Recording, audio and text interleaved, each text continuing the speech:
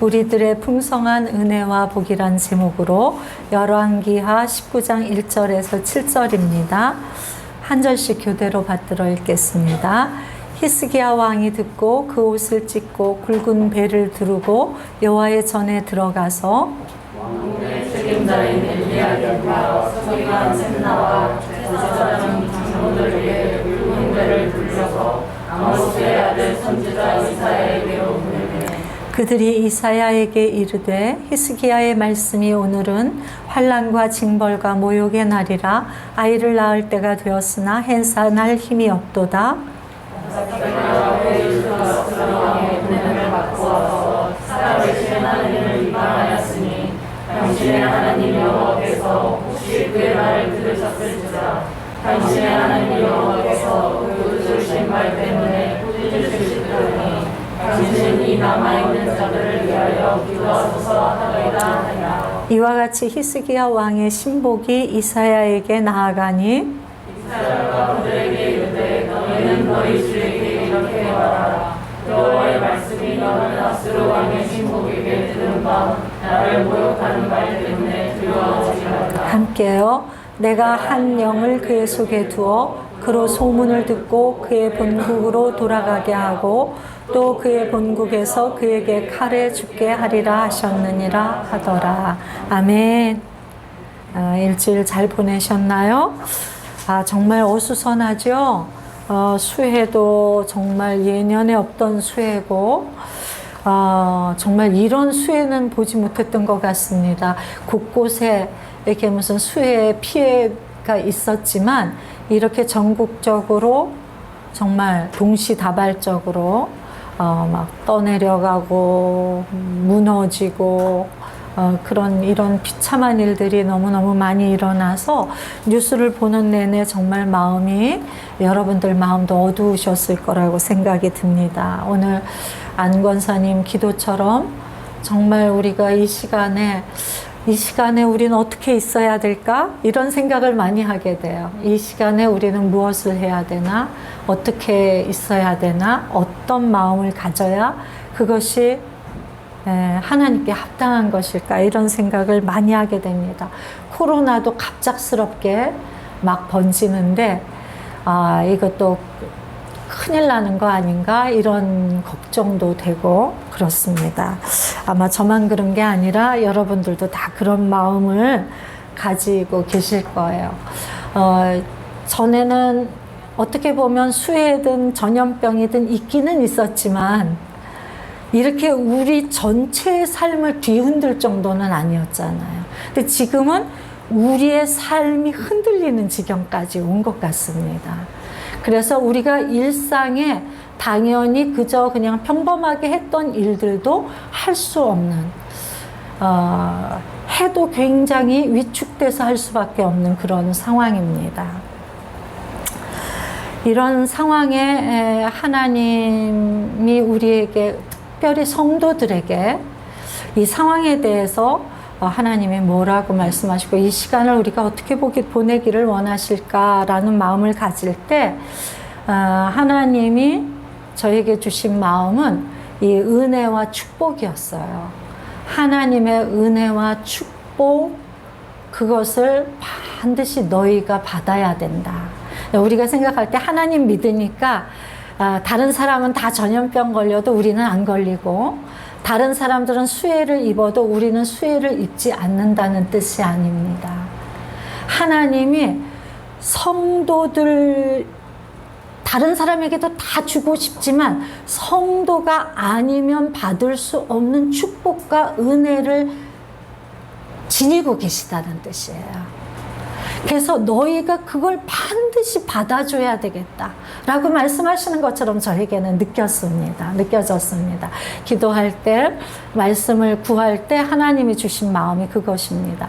너희가 나는 믿으니까 잘 될 거야, 나는 안전할 거야, 나는 복 받을 거야, 그런 게 아니라 내가 모든 이에게 주고 싶지만 나에게 나오지 않아서 줄 수 없는, 그러나 너희들만큼은 제발 나에게 나와서 내가 이 준비한 은혜가 무엇인지 좀 알기 바란다. 이 복이 도대체 어떤 것이 복인지를 좀 너희가 풍성히 맛보기를 바래. 그래서 그것으로 꽉 채워져서 너희가 이 비참한 삶 속으로 나가서 그것을 흘려보내.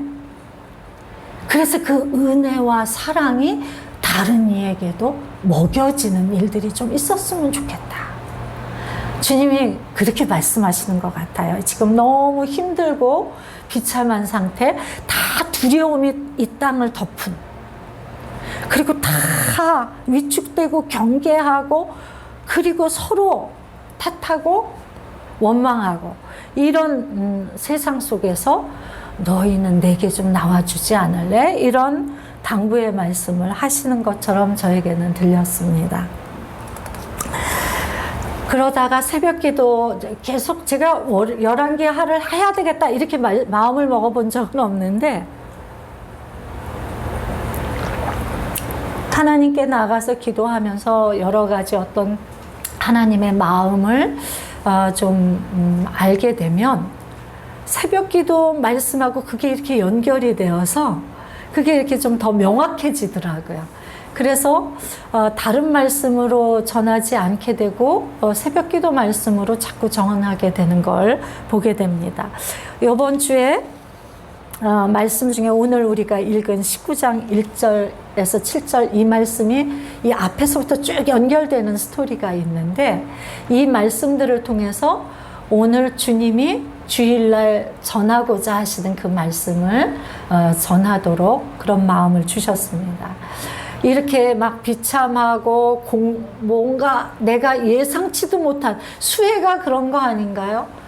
누가 거기 그 물에 빠져서 떠내려갈 걸 누가 알았겠습니까? 그냥 자기 일을 뭔가를 하는데 위험이 닥쳤고 물살이 너무 세서 거기에서 이기지 못하고 떠내려가 죽는 일들이 일어나고, 또 내가 원하는 일도 아니고 내가 예상했던 일도 아닌데 산사태가 나와서 내 안전한 집이 완전히 허물어지는 그런 일들이 있고, 전염병 내가 조심하고 있고 굉장히 애쓰고 있어도 어느 순간인가 전염병이 내 가까이 와서 내 몸을 공격하고, 이런 것들이잖아요.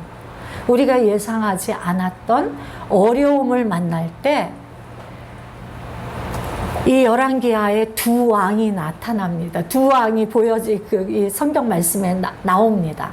하나는 이스라엘의 호세아 왕이고 하나는 유다의 히스기야 왕이에요.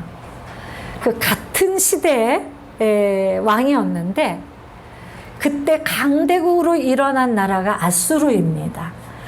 그래서 이 이스라엘이나 유다나 아수르라고 하는 강대국의 위협 아래에 있는 게 똑같아요. 우리가 수해나 코로나나 똑같은 위험 안에서 우리가 살고 있는 것처럼 이 이스라엘도 유다도 똑같은 아수르라고 하는 강대국의 공격을 받았습니다. 그런데 호세아 왕과 이스라엘은 완전히 멸망을 해서 포로로 끌려갔고요. 히스기야 왕은 이 똑같은 강대국에게 속수무책 공격을 받았는데 여기는 멸망해서 건짐을 얻습니다. 이 차이가 도대체 무엇인가? 왜 우리가 이제 뭐 쉽게 얘기하면 호세아 왕은 하나님을 잘 섬기지 않은 왕이에요. 호세아 왕을 어떻게 설명을 하고 있느냐 하면, 여호와께서 보시기에 악을 행하였으나 다만 그전 이스라엘 여러 왕들과 같이 하지는 아니하였습니다. 이렇게 악한 왕인데 하나님 앞에 죄를 범하고 자기 멋대로 사는 왕인데, 그래도 이스라엘 왕들은 다 나쁘다고 그랬잖아요. 완전 다 정점을 찍잖아요. 그들보다는 괜찮았어 이렇게 말하는. 그런데도 이 왕은 멸망했어요. 다시 말해서 이 호세아 왕이 하나님이 칭찬할 만큼 신실하거나 하나님을 잘 섬기는 왕은 아닌데, 그래도 하나님을 조금 알아서 그렇게 함부로 막 악으로 치닫지는 않았다는 뜻이잖아요. 그런데도 그 위험에서 벗어나지 못했습니다. 하나님 아는 거로는. 근데 히스기야 왕에 대해서는 어떻게 하나님이 칭찬을 하시느냐 하면, 그는 다윗 같았다 이렇게 얘기하세요. 다윗같이 하나님 앞에서 정직하였다. 그래서 이 열왕기하 역대상하를 보게 되면 왕들에 대한 평가를 누굴 기준으로, 좋은 왕의 기준이 다윗입니다. 제가 새벽 기도에도 말씀을 드린 것 같은데, 그런데 그렇게 다윗이 훌륭한가요? 도덕적으로 훌륭했습니까? 물론 막 산 사람은 아니에요. 하나님 앞에 성실하게 사신 분입니다. 누가 뭐래도 하나님을 알고 하나님 앞에 정말 성실하게 사신 그런 귀한 분이지만, 아무리 실수라 해도 그렇지, 실수할 게 따로 있지. 자기의 충성스러운 신하예요. 와서 자기가 그 간음한 사실을 덮으려고 그 신하를 불러다가 아내한테 들여보내는데도 들어가지 않을 정도로 신실하고 충성된 신하였습니다. 그 신하의 아내랑 눈이 맞아서 임신을 하고, 그 임신 사실을 비밀로 하기 위해서 그 남편을 불러왔는데 들어가지 않으니까, 자기 집에 가지 않으니까 나중에는 결국은 사지로 몰아서 죽게 만들잖아요. 이거보다 더 나쁜 악이 어디 있습니까? 간음에, 그 다음에 살인에, 거짓에, 뭐 모든 게 다 걸려 있습니다. 실수할 게 따로 있죠. 실수할 게 따로 있죠. 지금 만약에 어떤 이유로든 어떤 정말 큰 교회 목사님이 이런 실수를 하면 어떻게 될까요? 정말 완전히 모든 사람에게 완전히 비난받아 마땅한 일이죠. 근데 그런 분을 하나님이 최고로 좋은 그리스도인의 기준으로 삼고 계시단 말이에요. 도대체 이게 무슨 이유일까? 그리고 히스기야도 실수가 없는 사람은 아닌데 그 다윗처럼 그렇게 훌륭했다라고 말씀하고 계신 것입니다. 저는 이 호세아 왕은 왜 멸망했으며, 이 히스기야 왕은 왜 멸망하지 않았는가가 여기에 답이 있다라고 보기 때문에. 뭐 같습니까? 왜 그런 것 같습니까? 하나님이. 저는 이게 하나님과의 친밀함이라고 생각해요. 관계. 호세아는 하나님을 알기는 알았지만 하나님하고 친하지 않아. 어떤 때 필요할 땐 좀 친해. 그런데 내가 더 좋은 게 있을 땐 하나님 생각 안 해. 그리로 막 달려가. 그쪽하고 더 친해. 하나님이 기뻐하지 않으시는 거 알면서, 사단이 기뻐하는 걸 알면서, 원수가 기뻐하는 삶과 장소와 죄와 악인 거 알면서, 내가 좋을 때는 하나님 가차없이 버리고 원수를 섬기는. 그래서 하나님도 왕으로 섬겼다가 원수도 왕으로 섬겼다 하는 게 호세아였던 것 같습니다. 하나님이 오늘 말씀하세요. 그거로는 구원을 받지 못해. 네 삶에 끈질긴 공격, 너를 괴롭히는 그 고통에서 너를 건지고 싶은데 어를 건질 수 없는 건 네가 나를 하나님으로 생각했다가 원수 사단을 하나님으로 생각했다가 하나님이 막 어떻게 말씀하시면 막 감탄하다가 세상이 주는 그 기쁨에 또 막 감탄하다가 왔다 갔다 하기 때문이야. 그래서 네 영혼의 구원이, 또는 네가 지금 겪고 있는 고난에서의 구원이 힘들어 라고 말씀하고 계신 거예요.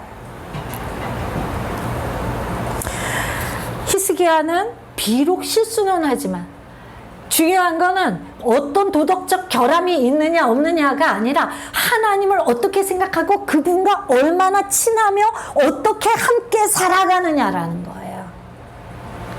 그래서 아무리 하나님을 잘 알고 하나님은 나의 하나님 맞아, 하나님은 계셔 맞지만, 내가 필요할 때 하나님은 하나님이시고 내가 다른 게 좋을 땐 다른 게 하나님이 된다면,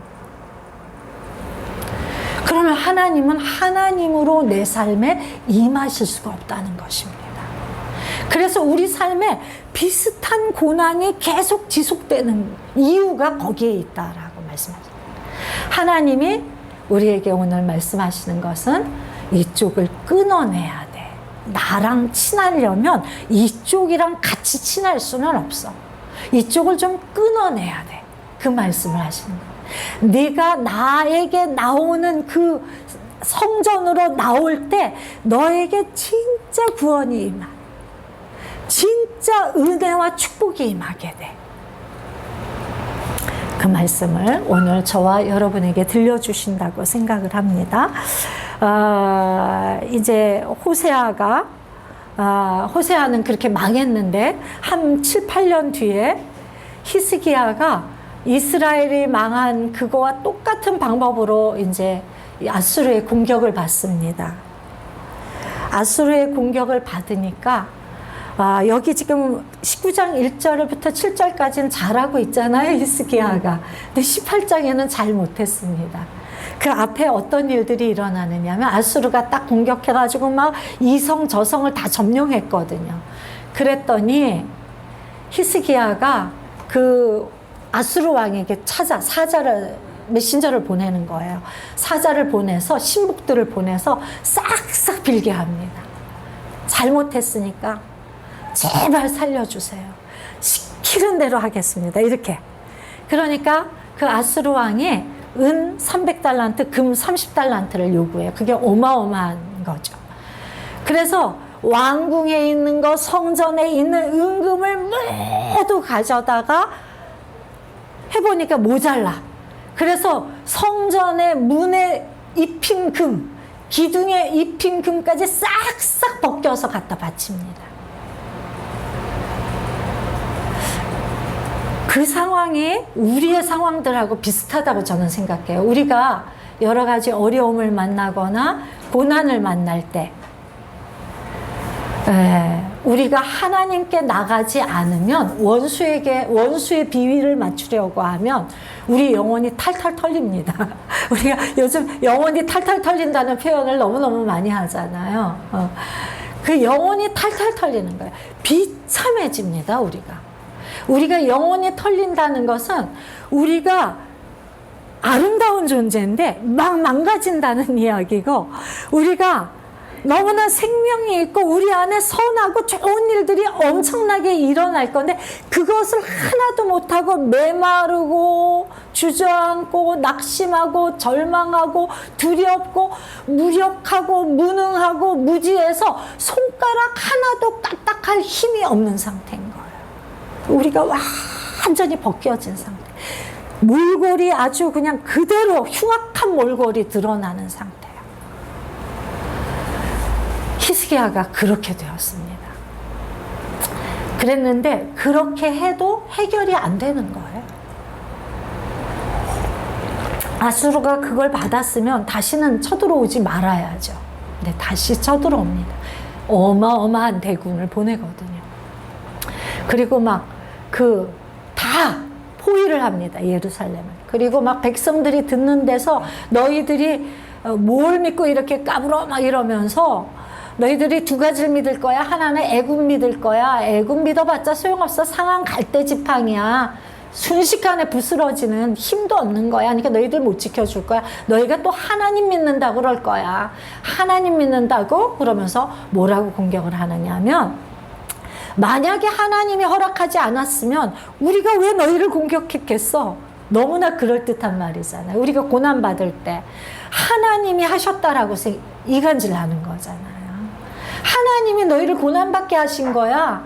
그 하나님 믿는다고 너희들이 그 고난에서 나오게 해서 하나님이 고난받게 하셨는데 그 하나님께 나아가 기도한다고 기도가 응답이 되겠어? 하나님의 의지가 너희 고난받는 건데 기도한다고 응답이 되겠어? 이렇게 이간질을 하는 거예요. 그러면서 힘을 완전히 빼는 거죠. 그때 히스기야가 이렇게 하는 것입니다. 오늘 말씀처럼. 그런 일을 당했을 때 은금을 갖다 바치고 내 영혼을 탈탈 털어서 갖다 섬겼는데, 세상을 내 영혼은 탈탈 털리고, 그리고 내가 근사해질 줄 알았는데 나는 무너져서 무력하고 무능하고 아무것도 못하는 존재가 되는 거잖아요. 그래서 하나님께 나갔습니다. 하나님께 나가는데 그가 그 옷을 찢고 굵은 배를 입고 하나님의 전으로 들어갑니다. 전으로 들어가서 뭐 했겠어요? 하나님 앞에 기도했겠죠. 하나님의 말씀을 구했겠죠. 그리고 한편으로는 자기만 들어가는 게 아니라 자기 부하들에게도 굵은 배를 입히고 이사야에게 보냅니다. 도울 자에게 보내는 거예요. 하나님의 통로인, 하나님의 나와 하나님 사이에서 도울 수 있는 중보자에게 보내는 것입니다. 그렇게 보내는 장면이 나옵니다. 우리가 지금 고난 가운데 있고 너무 영혼이 털리고 너무나 아무것도 소망이 없는 상태라면 여러분은 어떻게 해야 됩니까? 저는 옷을 찢고 굵은 배를 입는다는 것은 너무나 상한 마음, 또 나의 비참함을 가지고 그대로 비참함을 하나님께 보여드리는 거예요. 저는 이게 예수 그리스도를 통해서 십자가에 나가는 사건이라고 생각을 합니다.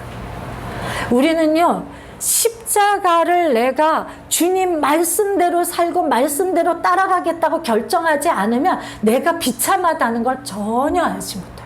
전혀 알지 못합니다. 죄를 죄라고 전혀 느끼지 못합니다. 다 사람이 그렇게 사는 거지 뭐. 이 정도도 안 하고 사는 사람이 있어. 이렇게 생각을 하지 죄라고 생각이 안 들어요. 이것이 엄청난 내 영혼을 결정하는 그런 일이라고 생각을 안 하는 거예요. 그래서 마음 놓고 죄를 저지릅니다, 우리가. 그런데 내가 고난을 당하면 하나님, 제가 혹시 뭘 잘못해서 그런 걸까요? 그렇게 나가게 되잖아요, 겸손하게.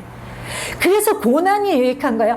내가 잘났다고 생각하고 나는 너무 잘 산다고 생각하고 나는 괜찮다, 이 정도면 되었다라고 생각하는 나에게 고난이 와야 드디어 내가 혹시 뭐라도 하나님 앞에 잘못한 건 아닐까라는 생각을 하니까, 잘못해서가 아니라 그 생각으로 이끌기 때문에 고난이 유익인 거예요.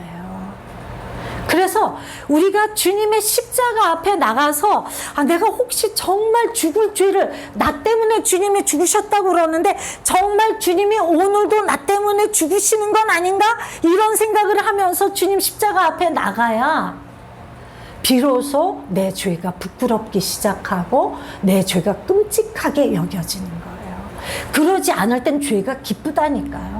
왜 죄를 못 끊는 줄 아십니까? 죄가 즐거워서 못 끊어요. 죄가 너무 좋은 거려. 좋은데 어떻게 끊습니까? 주님이 아무리 아니라고 그래도 아우 주님 거기까지는 아니고 난 이건 꼭 좀 해야 되겠어, 이렇게 한다니까요. 그래서 우리가 옷을 찢고 굵은 배를 두르지 않으면 성소로 들어갈 수가 없습니다. 하나님 만나러 들어갈 힘이 없어요. 하나님 만나고 싶지 않은데요. 하나님 만나는 곳에 가고 싶지 않아요. 기쁘지가 않아요. 다른 곳에 있는 게 더 기쁘고 더 신나거든요. 그래서 들어갈 수가 없습니다. 내 죄를 발견해야만 주님 앞에 내 옷을 찢는 것처럼 내 마음을 찢으면서 내가 이렇게 비참한 사람이에요. 내가 수십 년 동안 주님을 믿었고요. 제가 하나님을 경험한 일이 한두 가지가 아니에요. 그런데도 내가 하나님 말씀대로 살 힘이 이렇게 한 가지도 없어요 라고 옷을 찢으면, 나를 찢으며 나갈 수 있는 거예요. 예수님을 영접했는데 회개가 한 번도 없었다. 내가 마음을 찢는 것 같은 회개가 한 번도 없었다. 저는 그거는 좀 심각한 일이라고 생각을 합니다. 심각한 일이에요. 근데 하나님 앞에 이렇게 십자가 앞에서 나를 보면 내 부끄러움이 보이고 내 비참함이 보여서 내가 내 마음을 찢으면서 하나님 살려주세요. 제가 목사인데 이래서 되겠습니까? 제가 성도인데 이래서 되겠습니까? 제가 수십 년 하나님을 믿고 하나님 뜻대로 살려고 했는데 이 정도밖에 안 돼서 어떻게 되겠습니까?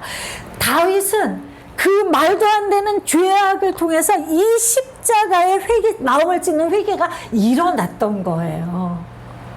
그래서 주님이 용서하신 것입니다. 진짜 회개였으니까요. 우리가 그냥 입술로 회개해야지, 기도는 회개부터 시작해야지, 하나님 내가 화를 내지 말아야 되는데 화를 냈어요, 이게 회개가 아닙니다. 내 영혼의 비참함을 보는 게 회개인 것입니다. 그래서 이걸 내가 해결을 못해서 주님 발 앞에 가서 발을 잡고 우는 게 회개예요. 하나님, 내 힘으로는 아는데 안 돼요. 주님 제발 저를 고쳐주세요라고 그 발을 붙들고 우는 게 회개인 것입니다. 그게 하나님의 전으로 들어가는 입구입니다. 그렇게 들어가서 이게 이제 구약에 보면 번제단에서 내 죄를 회개하고 태우고 물두멍에서 씻고 이게 다 회개의 일이잖아요. 성소로 딱 들어가면 등대가 있고 떡상이 있고 향단이 있습니다. 성령의 조명을 받아서 하나님의 말씀을 나에게 주시는 말씀을 듣고 그리고 기도하면서 지성소로 들어가는 거예요. 하나님이 살아계신 거, 살아계신 하나님이 나를 기다리시는 거. 그곳으로 들어가서 주님의 품에 안겨서 주님의 얼굴을 뵙고 주님의 발을 만지고 옷자락을 붙들고 이 일들이 그 지성소에서 일어나는, 이게 모두 우리가 하나님을 찾아가는 일들입니다. 히스기야가 그 일을 한 거예요. 그래서 은혜의 성전 안으로 들어갔기 때문에 그에게 이 상황에 대한 약속의 말씀이 임한 것입니다. 하나님 안으로 들어갈 때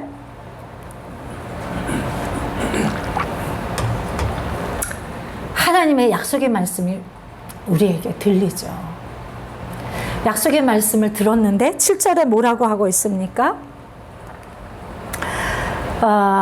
이 내가 한 영을 그의 속에, 이거 아수르 왕의 이야기, 아수르 왕에게 한 영을 보내서 소문을 듣고 본국으로 돌아가게 할 거야. 그리고 거기서 그가 죽게 될 거야. 이 약속을, 원수가 죽게 된다는 약속을 받은 거예요. 원수가 죽게 된다는 약속을 받았는데 이 다음에 일어나는 일이 진짜로 구스왕 디르하가라는 왕이 공격한다는 소식을 듣습니다. 아수르 왕이. 근데 본국으로 돌아가지 않고 대군을 보내고 더 협박을 하는 거야. 편지를 보내서 내가 너희들 가만 안 놔둘 거야. 자, 보세요. 약속을 들었으면 그 약속이 이루어져야 되는 거잖아요. 우리 안에, 우리 삶 안에. 그런데 실제로 일어난 사건은 약속이 이루어지지 않는 것 같은 사건이 일어났다는 것입니다. 그때에도 이 히스기야 왕은 어떻게 하느냐면 그 편지, 아수르 왕이 보낸 편지를 들고 성전으로 그대로 들어갑니다. 그래서 하나님 앞에 그 편지를 놓고 다 읽는 거예요. 그랬을 때 이번에 이사야에게 물어보지 않았는데 이사야가 자기 나름으로 기도하고 있다 하나님의 말씀이 임해요. 너 히스기야에게 가서 이 말을 전해라. 그래서 와서 전합니다. 그게 무엇이냐면 걱정하지 마. 아수르 왕이 절대로 너희를 치지 못할 거야. 그는 내 약속대로 돌아갈 거고 죽을 거야. 이렇게. 그 말씀을 받은 그 다음날 아침에 일어나 보니까 18만 5천의 대군이 한 명도 빠짐없이 다 죽은 거예요. 왕은 돌아갔습니다. 그리고 거기에서 죽어요. 자, 오늘 말씀, 이 스토리, 이 히스기야 이야기를 가지고 주님이 저와 여러분에게 말씀하고 계십니다.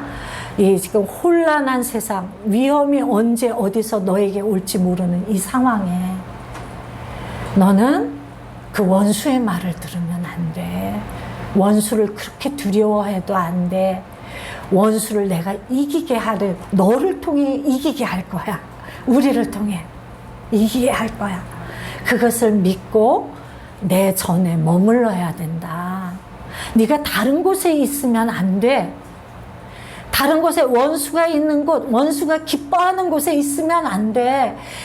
내가 너를 통해서 일으키려고 하는 그 다 안전하게 보호하고 그 원수를 완전히 끊어버리는 그 일을 너를 통해서 내가 하려고 하는데 네가 다른 곳에 있으면 내가 그걸 할 수가 없어. 너는 무조건 나의 전으로 나와야 돼. 이 말씀을 하시는 거예요. 어쩌면 우리가 코로나 때문에 이제 또 예배를 못 드리게 될 날이 올 수도 있습니다. 그나마 예배위원들은 함께 이렇게 지난번에 드렸지만 어쩌면 예배위원도 못 드리는 날도 올 수도 있을 거라고 생각을 합니다.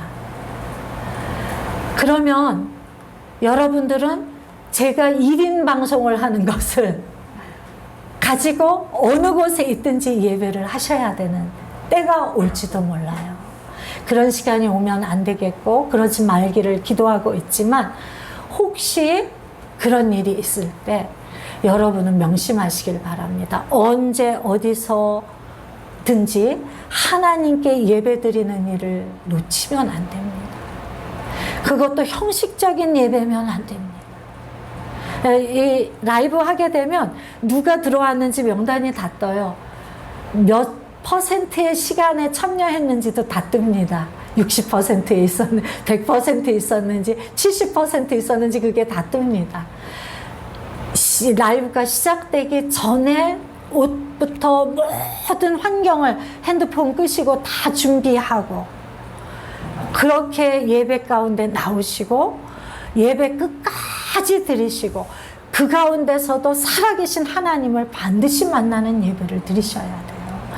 여러분이 그 예배에 성공을 해야 하나님이 그 예배 가운데 성전으로 나온 자에게 부으시는 은혜와 축복을 우리에게 부으셔서 우리가 살아나게 하시고 그것으로 나가서 우리의 영역들이 살아나는 일들이 일어난다는 거예요.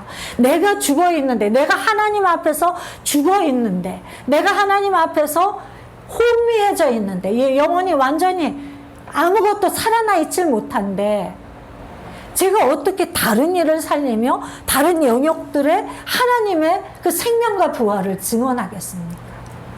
그래서 예배에 성공하고 삶에서 가장 중요한 거는 내 성전에 나오는 자, 그리고 삶이 하나님의 성소가 되는 자. 그래서 삶에 하나님을 모시고 갈 수 없는 곳은 가지 마세요. 하나님이 내 곁에 계시는데, 내 안에 계시는데 그게 의식이 될 때 좀 부끄럽고 이건 아니다 싶은 곳은 가시면 안 되는 거예요. 내가 있어야 될 곳에 있고 없어야 될 곳에 없어야 되는 것입니다. 이것이 안 되면 계속 도둑질을 당하는 거예요, 내 영혼이. 그래서 우리가 점점 힘이 빠지죠. 도둑질 당하니까, 우리의 영혼이 도둑질 당하니까 우리가 힘이 빠지고 무력하고 무능해지고 무지해지니까 하나님이 주시는 생명의 힘이 없는 거예요.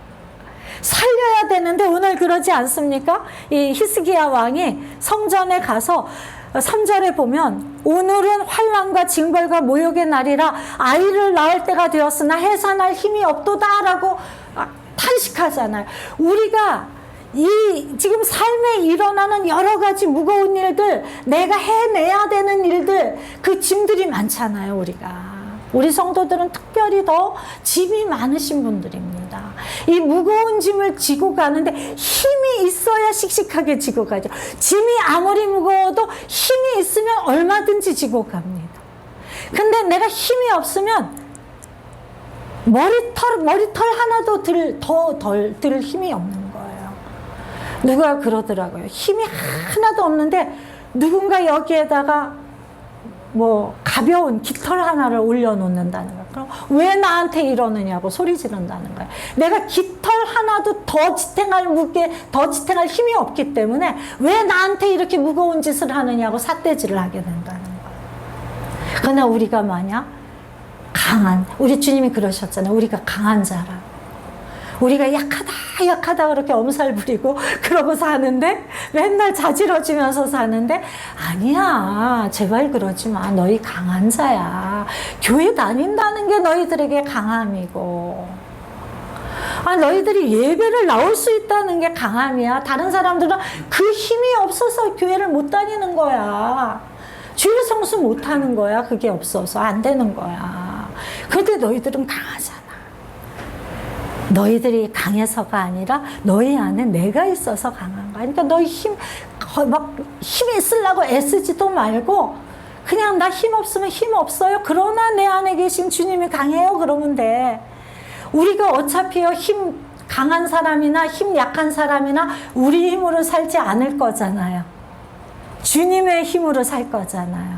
그러니까 우리 힘은 쓸데없어요. 그러니까 내 힘이 강하니 약하니 쓸데없는 접근이에요. 내가 똑똑하니 모자라니 쓸데없어요. 우리가 어차피 내 지혜로 살지 않기로 결정했어요. 하나님의 지혜로 살기로 결정했단 말이에요. 그러니까 내가 조금 IQ가 140이면 뭐하고 120이면 뭐 어떻겠습니까? 60이면 어떻겠습니까?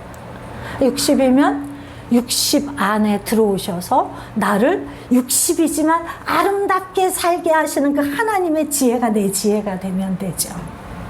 뭐 60이 140이 된다는 이야기 아니에요. 140이면 140이지만 140의 교만을 다 내려놓고 내 안에 계신 주님이 최고로 아름다운 140짜리로 살게 하시는 그 삶을 사는 거죠. 그게 놀라운 거예요. 그게 너무나 달라요. 이 세상에 IQ 뭐 멘사 회원 많지만 그들이 아무도 살리지 못할 때 성도 140짜리는 사람들을 다 살리고 성도 60짜리가 다 살린단 말이에요. 이게 놀라운 고백 아닙니까? 여기에서 구원의 확신이 있는 거예요, 우리 안에. 그래서 주님 말씀하세요. 내 전을 기뻐하는 자가 되어야 돼. 세상을 기뻐하면 안 돼. 세상을 기뻐한다는 건 원수가 너희에게 주는 안목의 정욕, 육신의 정욕, 이생의 자랑이 너를 기쁘게 한다는 뜻이지 않니? 근데 그거는 성공하는 것 같은데 영혼을 털리는 일이야. 그거로는 안 돼. 내가 너에게 들어가서 네가 될 때 얼마나 놀라운 생명이 네 안에서 살아나는지, 원수가 완전히 끊어지는 일들이 일어나는지. 성도는요, 예배 드릴 때마다 원수의 일들이 내 안에서 땅땅 끊어져야 돼요. 성령의 예배가 그 일을 해요. 오늘 아침부터 얼마나 눌리고 온몸이 머리부터 발끝까지 아팠어요. 제가 허리가 끊어지는 것처럼 아프고요. 두통이 오고요. 어깨가 결려서 앉아 있을 수가 없어요. 그래서 주님이 그러셨잖아. 안 좋은 것들이 올 때 막 안 좋은 것이 오네. 막 이러지, 겁내지 말라고. 야, 원수가 나를 공격하는 거 보니까 오늘 놀라운 생명의 날이구나. 오늘 대박 잔치구나 그러라고요. 이게 되더라고요, 요새는. 그래서 나와서 여기를 걸으면서 계속 여기서 보혈 찬양하고 여기서 대적기도 하고 선포기도 하고 그렇게 한 30분 여기 성전에서 했더니 언제 그랬느냐는 듯이 머리부터 발끝까지 아픈 게 다 사라졌어요. 이걸 어떻게 설명할까요? 어떻게 설명할까요? 여러분 예배 드릴 때 피곤하고 눌리고 몸 아플 때, 예배 자리에 앉았을 때 몸이 아플 때요, 얼른 아셔야 돼요. 원수가 나를, 오늘 대박이 나는 날인데 그 대박 은혜와 복을 가져가지 못하도록 나를 누르는구나. 그걸 빨리 아셔야 돼요. 그래서 하나님, 오늘 대박인 거죠? 오늘 그 은혜 빼앗기지 않을 거예요. 오늘 저에게 오셔서 저를 완전히 살아나게 해주세요. 그렇게 믿음으로 선포기도 하면 돼요. 그 기도 가운데 내가 이게 풀어지는 걸 몸으로 경험을 해야 돼요. 몸이 아팠는데 몸이 낫는 걸 경험을 하셔야 돼요. 내가 마음이 우울했는데 우울이 사라지고 완전히 평안과 기쁨과 감사와 빛이 임하는 걸 경험을 하셔야 돼요. 죄를 사랑하던 내가 죄가 미워지기 시작하는 걸 보셔야 된다는 거예요. 이게 예배고, 이 예배가 모든 예배 때마다 일어나야 돼요. 이게 일어나지 않는 예배가 한 번이라도 있다면 오늘 내가 속은 거야. 하나님이 주신, 하나님이 오늘 이 시간에 주려고 딱 준비하고 계신 거 어떤 이유인지 모르겠지만 못 받은 거예요. 내가 지성소까지 못 들어가가지고. 여러 가지 이유가 있겠죠. 피곤하다고 얘기하지 마세요. 밤을 몇 날 며칠을 새도요, 주님의 영이 임하시면 반짝 깰 수가 있어요. 그럴 수 있어요. 물론 아플 수도 있어요. 아플 수도 있어요. 그렇지만 이게 영적인 눌림일 땐 그렇단 말이에요. 그래서 오늘 이 예배 주님이 말씀을 하세요. 너희가 예배에 그렇게 나와야 되고 너희 삶에서 이 예배자로 산다는 것, 24시간 365일 주님이 나와 함께, 그게 친밀함이잖아요. 나와 함께 사시는 거. 구원은 하나님과의 관계로 이루어지는 거지 도덕으로 이루어지는 게 아니에요. 우리가 죽을 죄를 져도 하나님과 관계가 살아있으면 우리는 옷을 찢을 수밖에 없습니다. 굵은 베옷 입을 수밖에 없어요. 그 하나님이 나를 내버려 두지 않으시니까 괜찮아요. 저기 그냥 아멘 하는 거로 들으시면 돼요. 그냥 신경 쓰지 않으셔도 돼. 괜찮아. 그렇게 하면 돼요. 그래서 하나님이 우리 위에 임하셔서 우리에게 이루시고자 하시는 그 일들을 우리가 다 이 시간에 이루는 거예요. 이 시간에 원수가 완전히 끊어진 걸 선포하시기 바랍니다. 이전 것이 지나가는 시간인 것을 또 선포하시기 바랍니다. 이전 것, 우리가 고난이 오면 우리 막 무서워하고 두려워하고 입으로 막 부정적인 이야기 막 하잖아요. 이전에는 우리가 그런 사람이잖아요. 옛사람은 우리가 그렇게 하는 거잖아요. 육적인 나는 그런 말을 하는 사람이잖아요. 그런데 어떤 고난이 딱 오면 어떤 걸 알아야 되느냐면, 이 시간에 내 이전 것이 깨끗이 청소되는 시간이야. 이전 것이 지나가야 새 것이 와요.